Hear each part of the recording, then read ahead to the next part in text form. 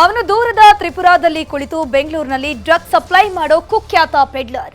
ಗ್ರಾಹಕರಿಗೆ ಸಿನಿಮಾ ಸ್ಟೈಲ್ನಲ್ಲಿ ಗಾಂಜಾ ಮಾರಾಟ ಮಾಡ್ತಿದ್ದ. ಆದ್ರೆ ಅದೊಬ್ಬ ಗ್ರಾಹಕರನ್ನ ಎಡವಟ್ಟಿನಿಂದ ಇಡೀ ಗ್ಯಾಂಗ್ ಖಾಕಿ ಬಲೆಗೆ ಬಿದ್ದಿದೆ. ಮರ ಕಂಬದಲ್ಲೂ ಡ್ರಗ್ಸ್, ಸಿನಿಮಾ ಸ್ಟೈಲಲ್ಲಿ ಸಪ್ಲೈ. ಗಾಂಜಾ ಗಿರಾಕಿಗಳು ಸಿಕ್ಕಿ ಬಿದ್ದಿದೆ ರಣರೋಚಕ. ಲೈಟ್ ಕಂಬದ ಬಳಿಯೂ ಡ್ರಗ್ಸ್ ಪ್ಯಾಕೆಟ್, ರಸ್ತೆ ಪಕ್ಕದಲ್ಲೂ ಬಿದ್ದಿರೋ ಮಾದಕ ವಸ್ತು, ಎಲ್ಲೆಂದರಲ್ಲಿ ಗಾಂಜಾ ಪೊಟ್ಟಣ. ಇವುಗಳನ್ನೆಲ್ಲ ನೋಡ್ತಾ ಇದ್ರೆ ಬೆಂಗಳೂರಿನಲ್ಲಿ ಎಷ್ಟರ ಮಟ್ಟಿಗೆ ನಶೆ ಜಾಲ ಹರಡಿದೆ ಅನ್ನೋದು ಗೊತ್ತಾಗ್ತಿದೆ. ಈ ಒಂದೊಂದು ಮುಖಗಳನ್ನ ಸರಿಯಾಗಿ ನೋಡಿ. ಇವರೆಲ್ಲ ಅಂತಿಂಥವರು ಅಲ್ವೇ ಅಲ್ಲ. ಹೊರ ರಾಜ್ಯದಿಂದ ಬಂದು ರಾಜಧಾನಿ ತುಂಬೆಲ್ಲ ಗಾಂಜಾ ಘಾಟು ಹಬ್ಬಿಸಿದ ಕಿರಾತಕರು. ಇವರ ಹೆಸರು ಅಸ್ಸಾಂ ಬಿಸ್ವಜಿತ್ ದಾವ್, ಜಾಕೀರ್ ಹುಸೇನ್, ಶರ್ಫುದ್ದೀನ್ ಅಂಡ್ ಅಕ್ಷಯ್. ಝೊಮ್ಯಾಟೊ, ಸ್ವಿಗ್ಗಿಯಲ್ಲಿ ಸೇಲ್ಸ್ ಬಾಯ್ ಆಗಿ ಕೆಲಸವನ್ನ ಮಾಡ್ಕೋತಿದ್ರು. ಅದರ ಜೊತೆಗೆ ತ್ರಿಪುರಾದಲ್ಲಿ ಕುಳಿತು ಡ್ರಗ್ಸ್ ದಂಧೆ ನಡೆಸ್ತಿರೋ ಪೆಡ್ಲರ್ ಸುಬುಲ್ ರಾಯ್ ಹೇಳಿದಂತೆ ಆನೆಕಲ್ನಲ್ಲೇ ಇದ್ಕೊಂಡು ಗಾಂಜಾ ಸಪ್ಲೈ ಮಾಡ್ತಿದ್ರು.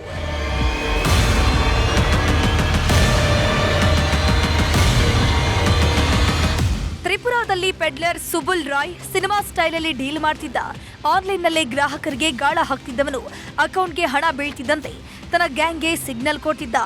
ಸುಬುಲ್ ಹೇಳಿದಂತೆ ಮರ, ವಿದ್ಯುತ್ ಕಂಬ, ಹಳೆಯ ಕಟ್ಟಡ ಹೀಗೆ ನಿಗದಿತ ಸ್ಥಳಗಳಲ್ಲಿ ಡ್ರಗ್ಸ್ ಪ್ಯಾಕೆಟ್ ಇಟ್ಟು ಫೋಟೋ ಜೊತೆಗೆ ಗ್ರಾಹಕರಿಗೆ ಲೊಕೇಶನ್ ಕಳಿಸ್ತಿದ್ರು.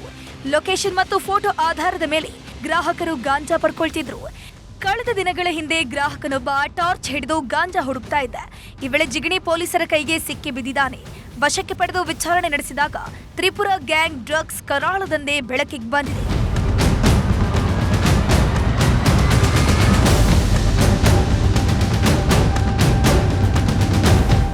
ಸದ್ಯ ಪ್ರಕರಣ ದಾಖಲಿಸಿಕೊಂಡಿರೋ ಜಿಗಣಿ ಪೊಲೀಸರು ಆರೋಪಿಗಳನ್ನ ಬಂಧಿಸಿ ಜೈಲಿಗಟ್ಟಿದ್ದಾರೆ.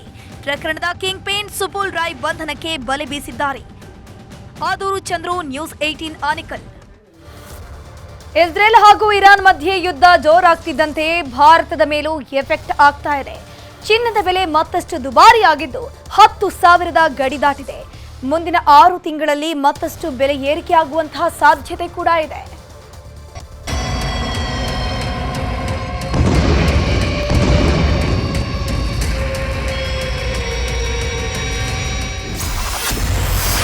ಇಸ್ರೇಲ್ ಇರಾನ್ ಮಧ್ಯೆ ತಾರಕಕ್ಕೇರಿದ ಕದನ. ಭಾರತದ ಮೇಲೆ ಎಫೆಕ್ಟ್, ಚಿನ್ನದ ಬೆಲೆ ಗಗನಕ್ಕೆ.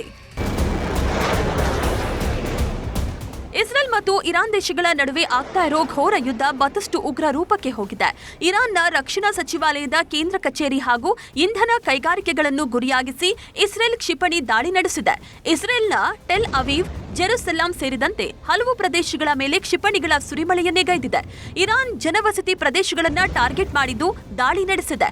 ತೈಲ ಘಟಕಗಳು ಹೊತ್ತಿ ಉರಿದಿವೆ. ಈ ವಾರ್ನಿಂದ ಭಾರತಕ್ಕೂ ಬಿಸಿ ತಟ್ಟಿದ್ದು ಬಂಗಾರದ ಬೆಲೆ ಗಗನಕ್ಕೇರಿದೆ.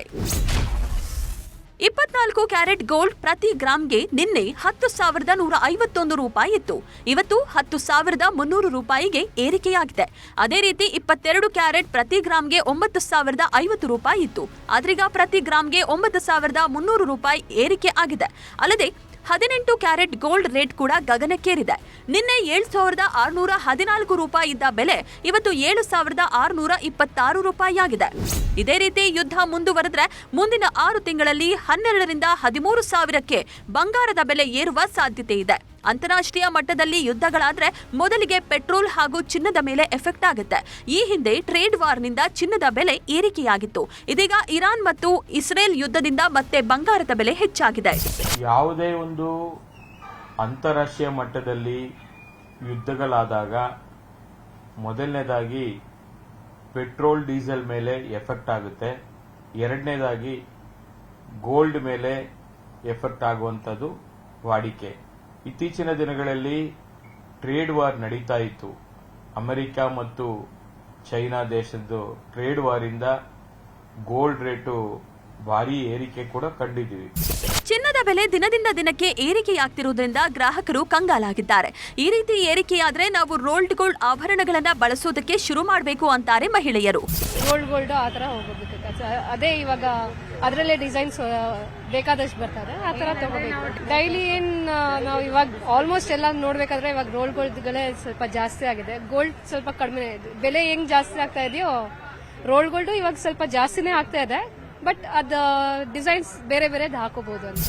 ನಾವು ಡೈಲಿಗೆ ಯೂಸ್ ಮಾಡಕ್ ಗೋಲ್ಡ್ ಬೇಕು, ಬಿಕಾಸ್ ಎಷ್ಟೊಂದು ಜನಕ್ಕೂ ರೋಲ್ ಗೋಲ್ಡ್ ಆಗಲ್ಲ. ಡೈಲಿ ಯೂಸ್ಗಂತ ಗೋಲ್ಡ್ ತಗೊಂಡು ನಾವು ಬೇರೆದಕ್ಕೆ ಡಿಸೈನ್ಸ್ ಸ್ವಲ್ಪ ಫ್ಯಾನ್ಸಿ ವೇರ್ ಅಂದ್ರೆ ರೋಲ್ ಗೋಲ್ಡ್ ಹೋಗೋದೇ ಒಳ್ಳೇದು. ಹೀಗೆ ಗೋಲ್ಡ್ ರೇಟ್ ಜಾಸ್ತಿ ಆಗ್ತಾ ಇದ್ರೆ ಇವಾಗ ತಕ್ಷಣ ಇಳಿಯತ್ತೆ, ತಕ್ಷಣ ಏರತ್ತೆ, ಅದಕ್ಕೆ ನಮ್ಗೆ ಲಾಸ್ ಆಗತ್ತಂತ ಭಯನೂ ಇರತ್ತೆ. ಅದಕ್ಕೆ ಸ್ವಲ್ಪ ಕಷ್ಟನೇ ಗೋಲ್ಡ್ ಪರ್ಚೇಸ್ ಮಾಡೋದು ಇವಾಗ. ಒಟ್ನಲ್ಲಿ ಯುದ್ಧದ ಎಫೆಕ್ಟ್ ಚಿನ್ನದ ಮೇಲೆ ತಟ್ಟಿದ್ದು ಏಕಾಏಕಿ ಬಂಗಾರದ ಬೆಲೆ ಗಗನಕ್ಕೇರಿದ್ದು ಮುಂದೆ ಮತ್ತಷ್ಟು ಏರಿಕೆಯಾಗುತ್ತೆ ಅಂತ ಜನರಿಗೆ ಭಯ ಶುರುವಾಗಿದೆ. ಹಂಸ ಶ್ಯಾಮಲ, ನ್ಯೂಸ್ 18 ಬೆಂಗಳೂರು.